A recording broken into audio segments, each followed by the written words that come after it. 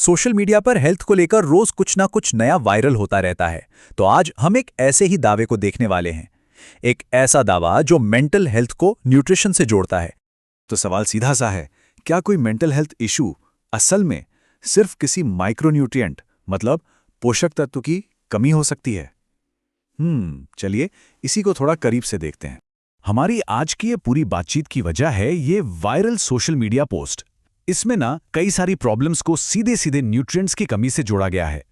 तो आज हम क्या करेंगे, हम इसी लिस्ट को एक एक करके देखेंगे और समझेंगे कि इसमें क्या कहा गया है। तो समझने में आसानी हो, इसके लिए हमने इस पोस्ट के दावों को दो हिस्सों में बांट दिया है। पहले हिस्से में हम बात करेंगे मन और मूड से जुड़ी चीजों की। तो लिस्ट में सबसे पहले नंबर पर है एंग्जाइटी यानी चिंता। ये तो आजकल बहुत कॉमन है ना। अच्छा, इस पोस्ट के मुताबिक इसकी एक वजह हो सकती है मैग्नीशियम, विटामिन B6 और ओमेगा 3 की कमी। एंग्जाइटी के बाद लिस्ट में दूसरा नाम है डिप्रेशन का।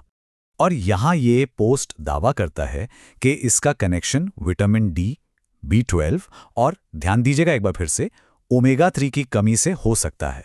चलिए आगे बढ़ते हैं। इरिटेबिलिटी मतलब चिड़चिड़ापन। और इस सोच के हिसाब से इसके लिए कौन जिम्मेदार हो सकता है? विटामिन B1, B6 और हाँ, मैग्नीशियम। और इस माइंड और मूड वाले सेक्शन में आखिरी पॉइंट है ब्रेन फॉग, मतलब जब कुछ भी साफ साफ सोचने में दिक्कत होती है, कंफ्यूजन सा रहता है। इस पोस्ट के हिसाब से इसकी वजह हो सकती है B1, B12 और ओमेगा 3 की कमी। देखा, ओमेगा 3 और B विटामिन्स बार बार आ रहे हैं। तो ये तो हुई मन की बात। अब देखते हैं कि शरीर और एनर्जी से जुड़े लक्षणों के बारे में ये पोस्ट क्या कहती है। फिजिकल लक्षणों की लिस्ट में सबसे पहले है इंसोम्निया यानी नींद ना आने की प्रॉब्लम। और ये पोस्ट इसे किससे जोड़ता है? मैग्नीशियम, B12 और विटामिन D की कमी से। इसके बाद लिस्ट में जिक्र है PMS का, मतलब प्रीमेंस्ट्रुअल सिंड्रोम। और इस पोस्ट के मुताबिक विटामिन B6, मैग्नीशियम और विटामिन E की कमी इसकी एक वजह हो सकती है। अच्छा, अगली चीज तो बहुत लोगों के साथ होती है, आंख का फड़कना। है तो छोटी बात पर परेशान बहुत करती है ना। तो ये पोस्ट कहती है कि ये मैग्नीशियम, B12 और पोटेशियम की कमी का एक सीधा सीधा सिग्नल हो सकता है। और इस फिजिकल वाले सेक्शन का आखिरी पॉइंट है शुगर क्रेविंग्स, मतलब जब मीठा खाने की बहुत तेज इच्छा होती है। यहां पर इसे जुड़ा गया है क्रोमियम, मैग्नीशियम और जिंक की कमी से। ओके, तो हमने ये पूरी लिस्ट देख ली है, लेकिन क्या किसी ने कुछ नोटिस किया? इन सभी दावों में ना एक बहुत ही इंटरेस्टिंग पैटर्न है।